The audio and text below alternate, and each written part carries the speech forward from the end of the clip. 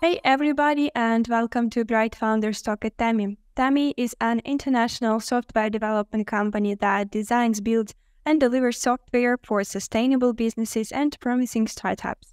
Welcome to our podcast, where we bring you the most inspiring stories of entrepreneurs and experts in the software development industry.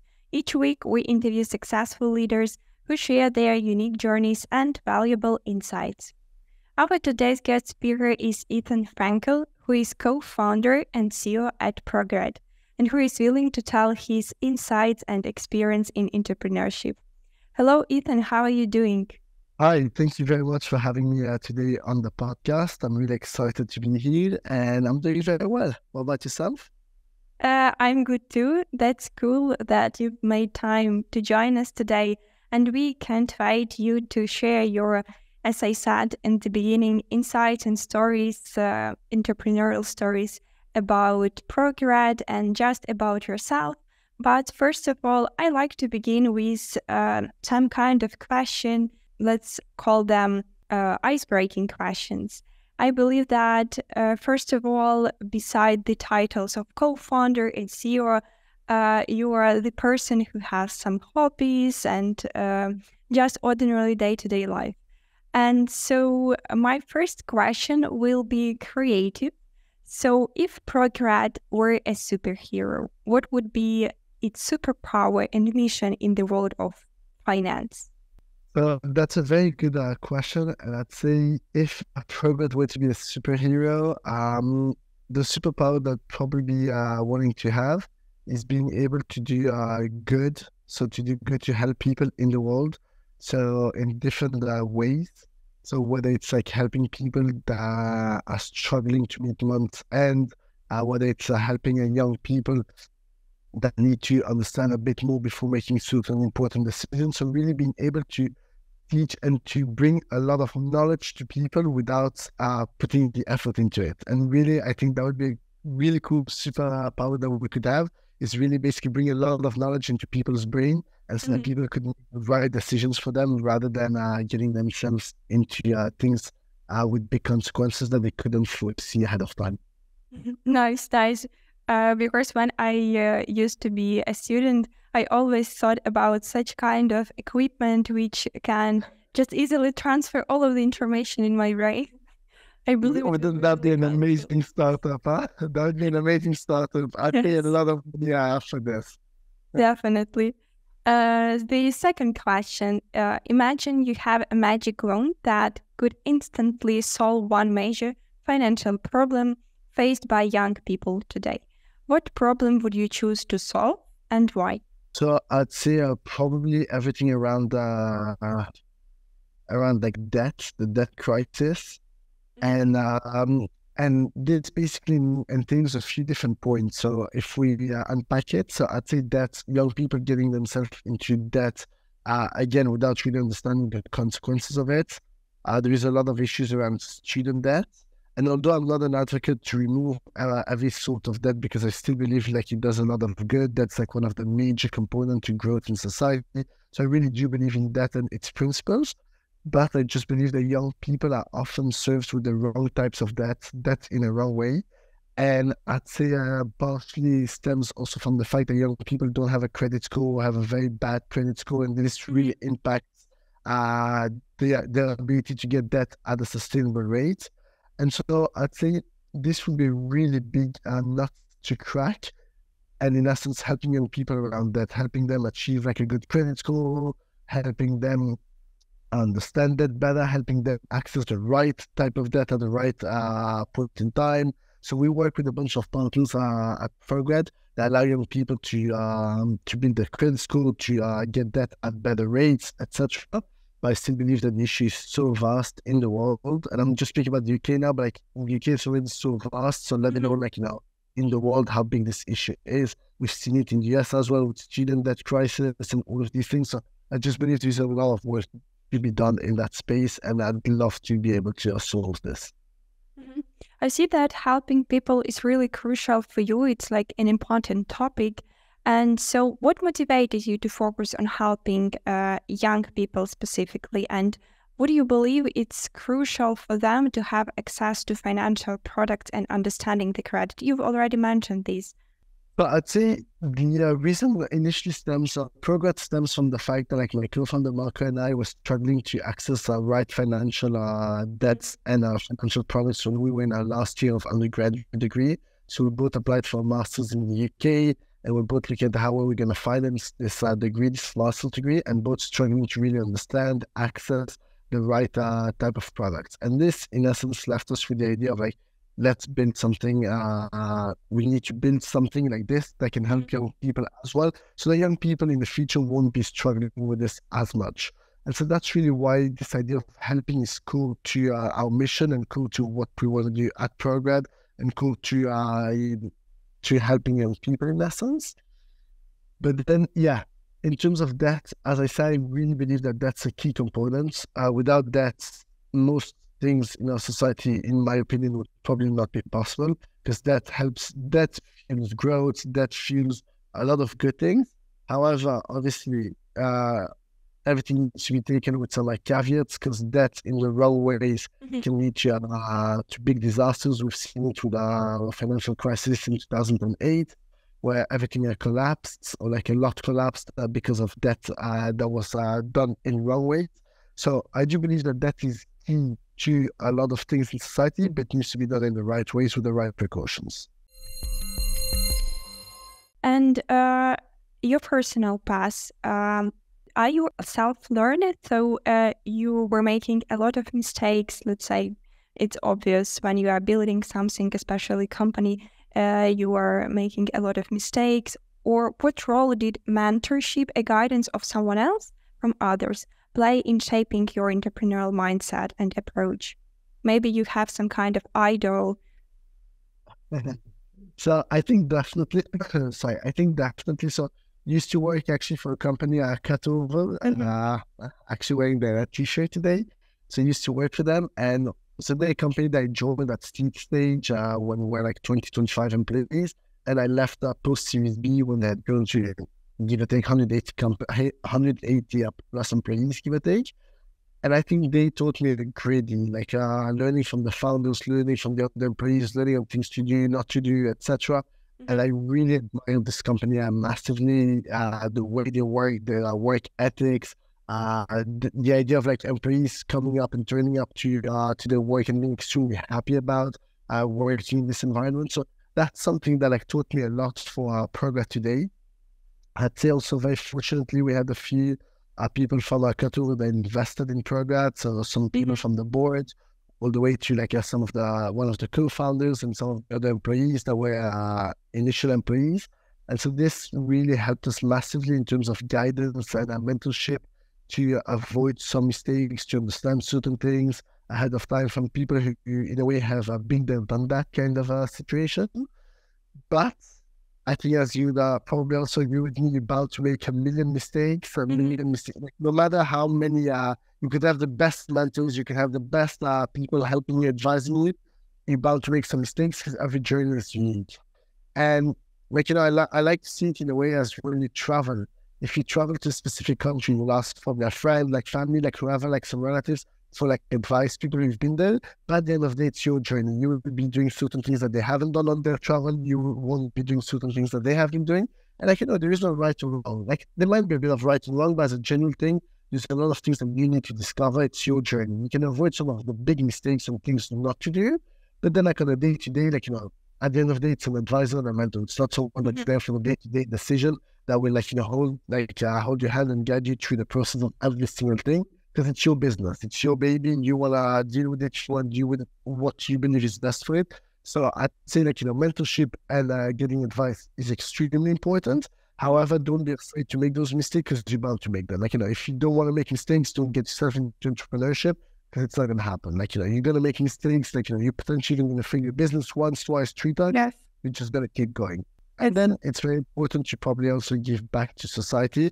So I spend a bunch of time also with the new entrepreneurs that are looking to build their businesses and help advise and mentor as much as I can. And obviously, I'm also like at the beginning of my journey.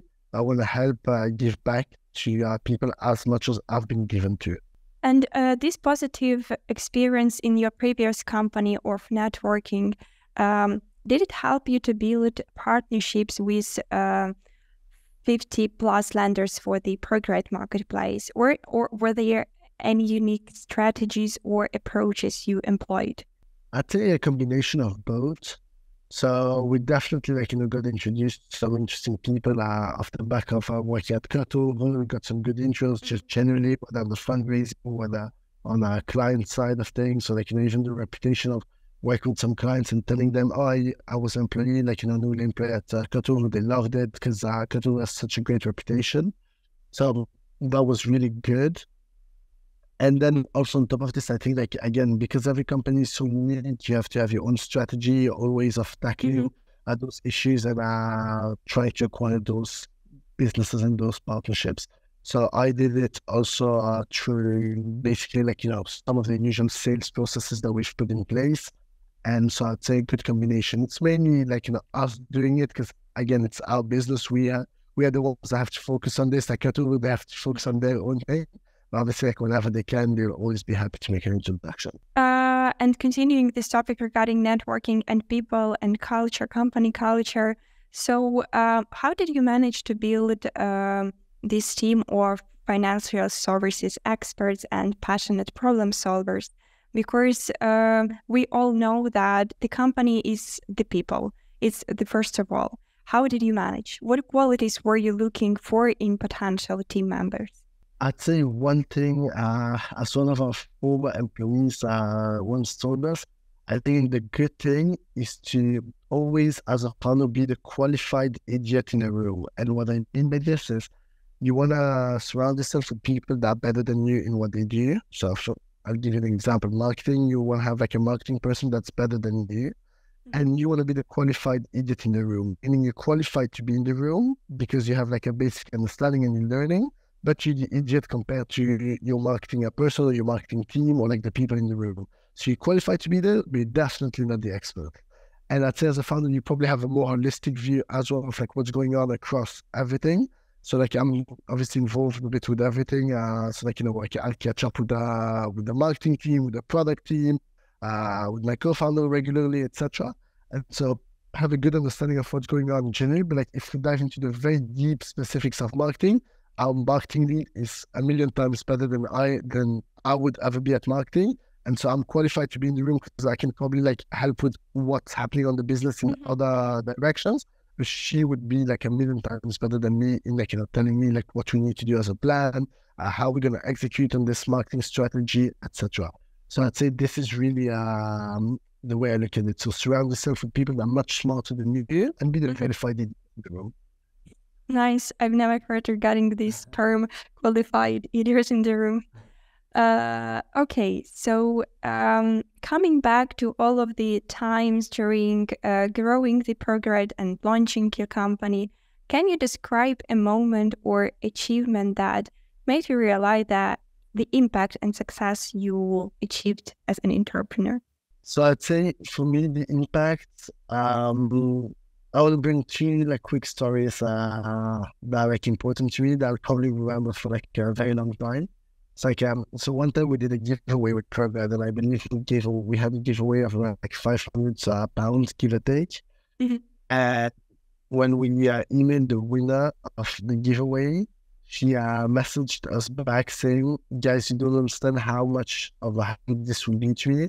This will literally allow me to pay my rent for this month and not and not struggle to understand how I'm going to pay my rent for this month, which will allow me to then start focusing on my rent for the future months and basically not be behind, but to be a bit ahead for this month." And that really made a big impact on me because I was £500, and obviously £500 is a lot of money. When you run your business and you deal with large sums and clients with a lot of money, sometimes you lose this perspective of a small amount of money, the impact that it can have with some people. I think that was really that's one story that really touched me massively. And another time I'd say with that was more to the father actually, but the story touched me massively. He jumped on the call with so we were doing a lot of user testing and calling users, etc. And once we called a mom and her daughter. So the daughter was like 18 or 19, and the mom was her mom, like I'm not sure how old, but irrelevant as well. But basically, like, the mom was telling us that like they were struggling massively to access debt in a sustainable way, and that they were really waiting for this, like for a way to find debt, to understand a bit more about that. They really struggled to understand it, to understand how to access it, to find the right provider that would give them access to that. And that really left like a big impact on me, on like, even like, someone who's like 18, 19, who needs money to go to university, and like their mom as well, and both of them are struggling with it. I was like, this is crazy. Like, we live in a crazy environment where we need to do something about this, and really like left a big impact on me, on like, I know that we're working on something that's important, that has a big importance, and we just need to keep on going. And so I'd say these are two stories that really like, made a lot for me, did a lot for me, and made me feel excited about what we do, but also very conscious about the importance of what we do. They are really, really touching, those stories. And yeah, that's the best proof that you are doing great things, because you are actually helping people. And their stories is a real proof of that. Okay, moving again about your personal story as entrepreneur. In the software development sphere and financial technology field, what are some key lessons you've learned that you believe every aspiring entrepreneur should know? I'd say it's more applicable to, I'd say two things really. One, things always take much more time than you expect. And it's just a reality. Like, you plan that something will take a month, and it always ends up taking like 2 months, 3 months, 4 months. And that applies to like, you building technology, and that shipping and delivering. That applies to you closing a partnership, and believing that I need to close, like, I'm going to close this partnership with bank X in a month. And we've spoken with them, and they're excited, and then like, ends up taking 6 months rather than a month, and or like a year instead of a month. So I think this is an important one. And I'd say another one that like really, like, we learned it the hard way to some extent, but there's no one partnership that's going to make or break your company. And if you have one partnership that's going to make or break a company, then you have a bigger business, because you have a single point of failure with your business. I'd say this is something that we learned as well, because early on, I remember, so it was August 2021, July, early August 2021, like my co-founder and I were together in Portugal, working out from there for a few days, and we're about to close our funding round, like really excited, the first funding round. And then at the same point, there was a partnership that we wanted to close. We had been speaking with them for months. We were about to close. That was like final approval on their side. And then they put some last minute dodgy stuff, and they basically, we didn't close the partnership with them as a result. My co-founder and I were devastated for like a few days. We're not even like happy about the fundraising anymore. We're actually devastated. This sucks. Like, what it means? This means we don't have a business anymore, etc. And then we just realized that all of this is crap. At the end of the day, there's not one partnership that's going to make or break a business. Like, if you believe that this, once you partner with this one company, that's it, like, you're going to make it, it's bullshit. It's not true. Believe that, like, because you don't close this one partnership, your business is going to go under, that's also bullshit. It's like, no one partnership is going to make or break it, and we got to learn and understand it very fast, because it's very hard sometimes. You believe that, like, oh, because a client churned or because you didn't close it, that's it, it's the end, but it's not the end. Like, or it should not be. Like, you should never be in a position where that's the case, at least. And I think that's like one of the most important lessons that we learned. Yeah, and actually this rule works in life as well, because sometimes you have some moments and you believe that actually this is the end of your life. Maybe you don't do something, or I don't know, you haven't got this job offer, but actually then in 1 year you realize that it was a really tiny problem. Exactly. And so, same with when you're young, you believe that, like, this person's your best friend for the rest of your life, and then you fall apart for some reason. And it happens. Like, and that's life. And I think it's the same with work, that, like, those things can happen. And at the end of the day, you're just going to continue and, like, understand that. I think, like, actually, like, speaking of this, I think hindsight's probably one of the most beautiful things that we have.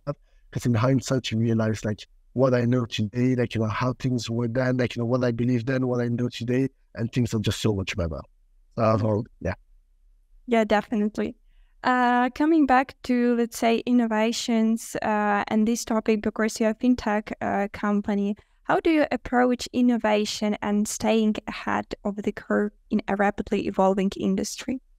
Basically, you want to keep your innovation, you want to be ahead of the curve all the time, or at least aligned with the curve and not too much behind the curve.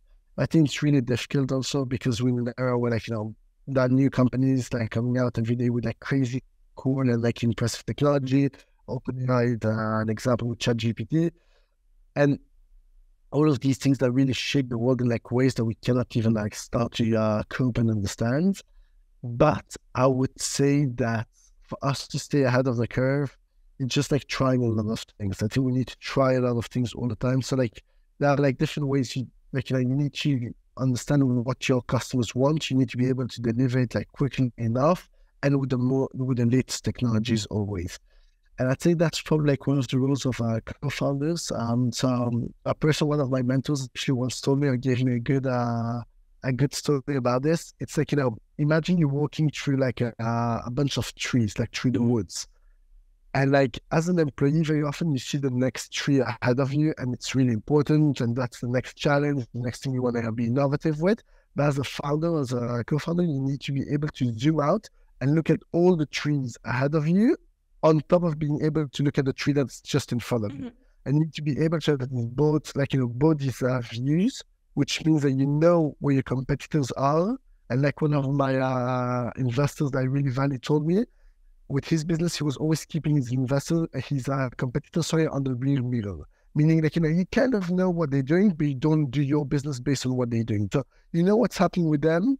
You know that, you have your own focuses, and you also know what's really ahead of you, in terms of next step, also in terms of 6 to 9, 12 months ahead of you. This means also reading about new technologies, being curious about what other companies, even if it's not competitors, but in the space that they're doing, so you can understand about new technology they could potentially apply in your area or your industry.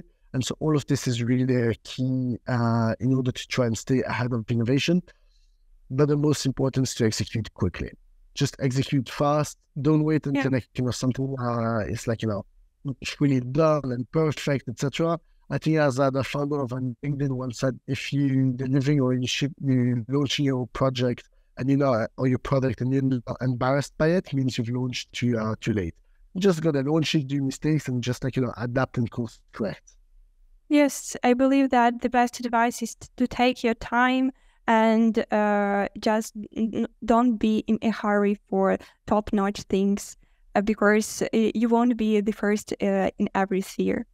Exactly. Definitely. Ethan, I'm really thankful for this conversation and for sharing your personal entrepreneurial story and some insights about ProGrad. We wish you all the best with your company, and maybe someday we will meet you. We'd love to.